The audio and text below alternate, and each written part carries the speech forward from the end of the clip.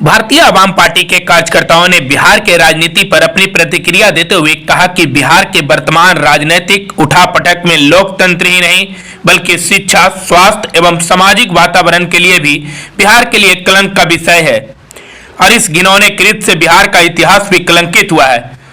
आज के समय में जिस तरह से बिहार की राजनीति में उलटफेर की राजनीति चल रही है, कहीं न कहीं बिहार को इसका लाभ नजर नहीं आ रहा है और इसका खामियाजा जनता को भुगतना पड़ रहा है। एक कहावत है सर, चट मगनी पट बिया, ये बिहार में देखने को मिल रहा है। क्या कहेंगे इसको लेकर? ऐसा इत्तेफाक पहली बार थोड़े हुआ। चट मंगनी पट बिया तब अगले बार भी रहा है। उनका बिहार की नीति हो गई है। बिहार की नीति माननीय हमारे मुख्यमंत्री नीतीश कुमार जी ये इस चीज़ को कई बार आजमा चुके हैं, ये कोई पहली बार नहीं। पिक्के का एक सवाल था सर कि वो एक पैकेट में त्यागपत्र लेके चलते हैं तो एक पैकेट में ज्वाइनिंग। पिक्के काफ़ी दिन तक उनके साथ रहे हैं, इसलिए हम समझते हैं कि जो पिक्के जी बात बोले हैं तो उनको अपना अनुभव होगा, इसलिए वो बोलते हैं। अब एनडीए गठबंधन कर लिया सर, कितना चलेगी लगता है? देखिए, ये तो नीतीश जी के ही ऊपर डिपेंड करता है कि जब कब तक चला पाएंगे। ऐसे राजनीति संभावनाओं का खेल है। लोकसभा के बाद फिर कोई संभावनाएं बन सकती हैं, बिगड़ सकती हैं, इससे हम इनकार नहीं किया जा सकता है। लेकिन ये सारी चीज़ माननीय मुख्यमंत्री नीतीश कुमार जी पर डिपेंड है। दावेदारी करने वाले तेजस्वी यादव की मैं लालू का बेटा हूं, अब वो कहां जाएंगे? लालू के बेटा हैं जहां वहीं पर रहेंगे, क्योंकि एक्चुअली देखा जाए तो जिस वक्त लालू यादव के साथ या गठबंधन कर रहे थे नीतीश जी, अगर लालू यादव या उनके बेटे को थोड़ा सा भी पिछली बातों को ध्यान में रखते तो हम नहीं समझते हैं कि नीतीश जी के साथ उनको गठबंधन करते। लेकिन जब किए हैं तो उसके भुक्तभोगी भी उन्हीं को बनना पड़ा। और अब जो है असल उनको मुख्यमंत्री बनना है, तो मुख्यमंत्री बनने के लिए उनको जनता की अदालत में जाना चाहिए और जनता सर्वोपरि है। जनता से अपनी बात को रखें। मुख्यमंत्री जनता ही बना सकती है, ना कि कोई नेता। बीजेपी में सम्मिलित होना नीतीश जी को और एक तरफ ईडी का छापा। देखिए, अब अगर आप इसको बड़ा गौर से देखेंगे तो इससे पहले भी इसी तरह का हुआ था, तो इससे कहीं इनकार नहीं किया जा सकता। लेकिन हम समझते हैं कि ये जो बार बार ईडी का छापा और ये किया जा रहा, इसमें कुछ परेशान करने की अपनी सोच है। जैसे एक ही चीज़ के लिए कई बार छापा, एक ही चीज़ के लिए कई बार पूछताछ, ये अपने आप में एक अजीब सी बात लगती है। और हमको लगता है ये छापेमारी या जो भी चल रहा है या तंग करना है, वो पार्लियामेंट चुनाव को लेकर के देखा जा सकता है इस संदर्भ में। और मुमकिन है कि लालू यादव को अरेस्ट कर लिया जाए, तेजस्वी को भी अरेस्ट किया जा सकता आने वाले दिनों में। और चूँकि भाजपा चाहती है विपक्ष मुक्त भारत में, पॉसिबल उस तरफ आगे बढ़ी है। सर, ये लगता है कि बिहार में बिना महागठबंधन की सरकार चलेगी। बिना महागठबंधन के किसी न किसी के साथ गठबंधन करके, अभी जनता जिस तरह का मैंडेट दे रही है, जनता के मैंडेट के हिसाब से गठबंधन का ही दौर चल रहा है। अगर पिछले कई सरकारों का आप आकलन करेंगे तो यहाँ बिहार में अभी गठबंधन का दौर रहा है। अब बिहार में ही नहीं बल्कि केंद्र में भी गठबंधन का दौर चल रहा है। सर, नीतीश जी का बयान आता है, जब लालू जी के साथ रहते हैं तो बीजेपी को बताते हैं जंगल राज, जब बीजेपी के साथ आते हैं तो लालू जी को जंगल राज। तो भाई, वो मरहूम साहबुद्दीन साहब ने एक बात बोली थी कि वो परिस्थितियों के मुख्यमंत्री हैं। तो परिस्थिति देख करके वो अपना ये सारी बातें करते रहते हैं, क्योंकि उनको सिर्फ और सिर्फ बिहार का मुख्यमंत्री बने रहना टेक्निकली किस तरह से, इसलिए वो कभी बीजेपी को जंगल राज बताएंगे, कभी आरजेडी को जंगल राज बताएंगे, कभी कांग्रेस को बताएंगे। लेकिन उनका मंशा सिर्फ ये है कि हम कुर्सी कुमार बने रहें। तेजस्वी यादव का कल बयान आया था सर कि अब बिहार जंगल राज हो गया। आपके नज़र से, पार्टी की नज़र से, आपके नज़र से क्या लगता है? देखिए, तेजस्वी जी को तो अब कुछ ही सब बातें नहीं करना चाहिए, बल्कि चाहिए ये कि अब सीधा सीधी जनता की अदालत में जाएं, जनता के बीच में जाएं। अगर जंगल राज लग रहा था तो इससे पूर्व कैसे गठबंधन करके सरकार चला रहे थे। इसलिए उनकी बातें अप्रासंगिक है, ये कहना उचित नहीं है। और अभी तो कल ही शपथ ग्रहण हुआ है और शपथ ग्रहण होने के बाद देखिए सरकार का क्या क्या रवैया रहता है, किस तरह का।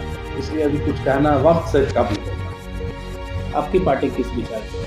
हमारी पार्टी, हमारे माननीय राष्ट्रीय अध्यक्ष श्री रामेश्वर प्रसाद यादव जी ने कहा है कि हम लोग दबों की, पिछड़ों की, अल्पसंख्यकों की, पिछड़ों की बात करेंगे और उसी को लेके चलेंगे। क्योंकि सियासत को अगर आप गौर से देखेंगे तो जो इन लोगों के हक में होना चाहिए वो अब तक नहीं हो चुका है। जैसा कि आपने देखा कि कास्ट सर्वे कराया गया, सारा रिपोर्टिंग आ गया, जैसा हमारे राष्ट्रीय अध्यक्ष जी ने बोला।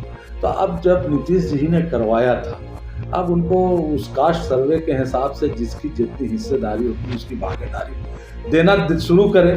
लेकिन पहली जो कैबिनेट डिसीजन हुआ उसमें एक चीज़ हमको देखने में आया कि मुस्लिम मुक्त मंत्रिमंडल अब तक का है। पिछली बार भी उन्होंने एक दिया था, लेकिन ये तेलंगाना के बाद ही दूसरा राज्य बना जो अभी तक। अब आने वाले दिनों में नीतीश जी करें, किसी को शामिल करेंगे अलग बात है, लेकिन जब उन्होंने हलफ लिया या ओथ लिया तो उनके साथ किसी मुस्लिम ने ओथ नहीं लिया। एक बयान आया था सर तेजस्वी यादव का कि नीतीश जी जो बीजेपी में सम्मिलित हुए हैं वो अपने विधायकों के दबाव से गए हैं। कितना उचित मानते हैं आप ये? ऐसा मैं उचित नहीं मानता हूँ, इसलिए कि नीतीश जी के दबाव में ही सारे विधायक उनके साथ गए हैं। कितने दिन ये सरकार चलने की संभावना है? ये तो नीतीश जी के ऊपर निर्भर करता है कि वो कब तक अब अपने सरकार में रहेंगे या जाएंगे। बिहार में इस तरह के राजनीतिक से आम जनता तो त्रस्त हो रही है, इस पर क्या राय है? इससे बिहार को नुकसान हो रहा है, बिहार की बदनामी हो रही है। और एक ही आदमी 9 बार मतलब कि मुख्यमंत्री बन रहे हैं, इससे हमारे बिहार के गरिमा पर ठोस प्रतिकूल असर पड़ रहा है। आम जनता त्रस्त है, उसका विकास मतलब जो वास्तव में युवाओं का, किसानों का और गरीब मजलूमों का जो स्थिति है उसमें कोई सुधार नहीं हो रहा है। उसकी पढ़ाई लिखाई युवाओं का नहीं हो रहा है, उसका रोजगार नहीं मिल रहा है। लोग मतलब कि पलायन करने के लिए मजबूर हैं। ऐसी स्थिति में इन लोगों पर ध्यान दे करके गरीबों के बेरोजगारी, गरीबों की शिक्षा, युवाओं को शिक्षा का पर ध्यान देना भी बहुत जरूरी है।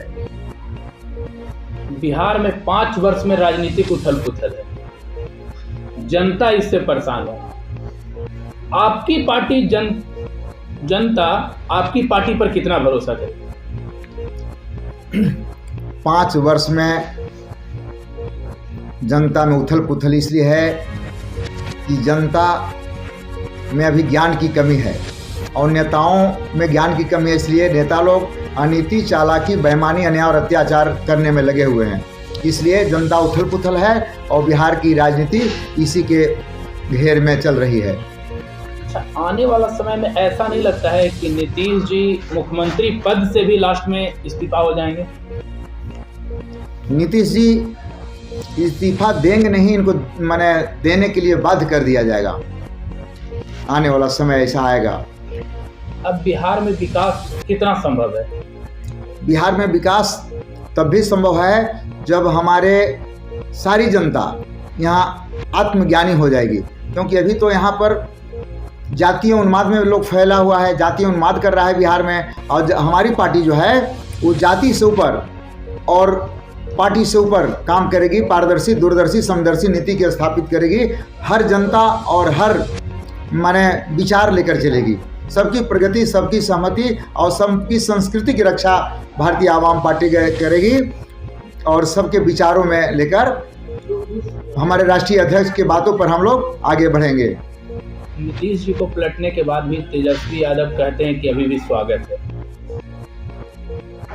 ये अपना अपना विचार है, राज्य में चिंतन अपना है।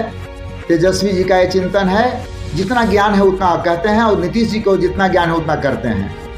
क्या ये नहीं लगता है कि वो अपनी कुर्सी को लेकर के इस तरह के सिलसिला बिहार में? ये तस्वीर जी के बारे में कह रहे हैं कि नीतीश जी के? नीतीश जी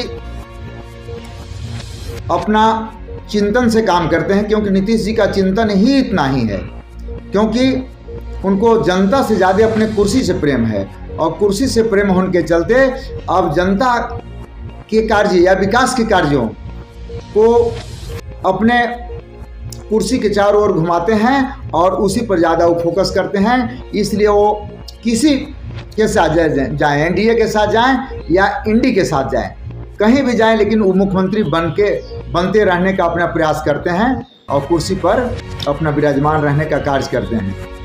बीजेपी को सम्मिलित करना क्या लगता है? बीजेपी के सम्मिलित करने से है कि नीतीश जी का जो मिट रहा था जनादेश या उनका जो अस्तित्व वो थोड़ा बच जाएगी बीजेपी में आने के कारण।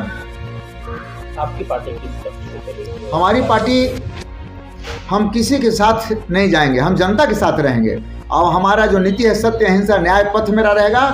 सबकी प्रगति, सबकी सहमति और सबकी संस्कृति की रक्षा करने का रहेगा। पारदर्शी, दूरदर्शी, समदर्शी नीतियों की स्थापित करके हम चलेंगे और बिना जात पात से हम चलेंगे और हम मोहर लगाएंगे अपने राष्ट्रीय अध्यक्ष के बात पर।